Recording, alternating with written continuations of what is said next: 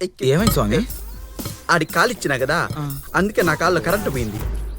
గర్భిణీ స్త్రీ 8వ నిమిషం. జిజ్జనక్క జింకన చెంగు చెంగు మందిరా బిడ్డ అడ్డం జరిగింది. అవును స్వామి, ఇప్పటికి 3 కాన్పులు పోయినాయి స్వామి. ఓం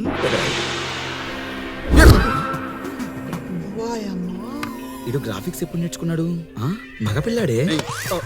ఏడున్నాడు.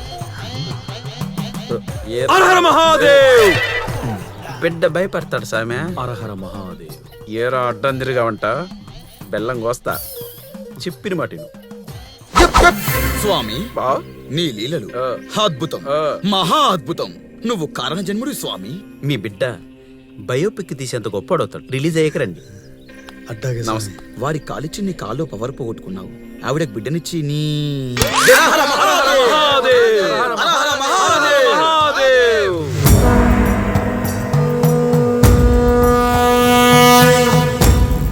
వారు డీడీ బాబా మాట్లాడలేరు, వినలేరు. మీ సమస్య రాశాను, వారు చూస్తారు.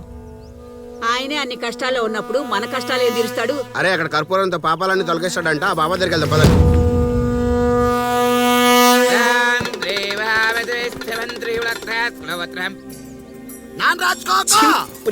కంపు. నమస్కారం స్వామి. చెప్పండి. పోలీస్ ఆఫీసర్ని.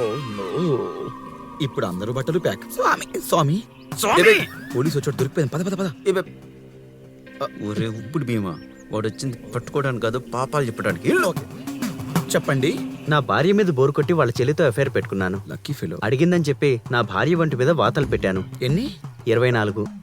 24x4 96 రోజులు ఉండిలో వేసి నోరు తెరిచి నిలబడండి. అలాగే స్వామి. స్వామి స్వామి పాపి వాడు, నేను కాదు. సారీ. ఇంకో కర్పూరం వెళ్ళేదేద్దాం.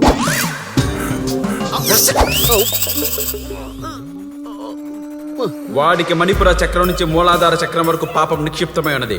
అగోరాస్, హరహర మహాదేవ్. వీన్ని తీసుకెళ్లి కొత్త చక్రాలేసి పాప ప్రక్షాళన చేయండి. చికి చికి చేలం, విభూది తైలం. పిల్లహరి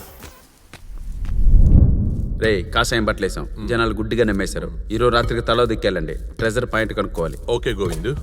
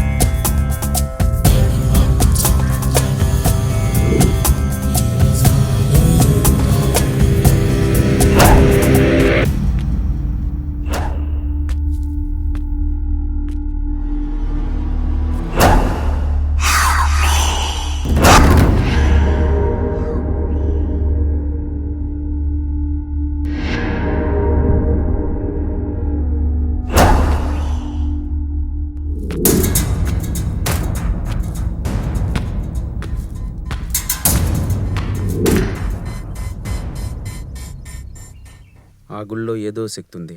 దాని సంగతి ఏంటో తేల్చాలి. రే, నిన్న రాత్రి నన్ను ఏదో భయపెట్టిందిరా. ఈ రాత్రికి నువ్వు కూడా రా. దాని సంగతి తేల్చాలి. నమస్కారం స్వామి. మీరేం పాపం చేశారు? నేను కాదు స్వామి, ఒక పాప చేసిన పాపానికి నా కొడుకు బలైపోయాడు స్వామి. అంటే రివర్స్ అయిందా? నేను ఒక బ్రిలియంట్ స్టూడెంట్ ని.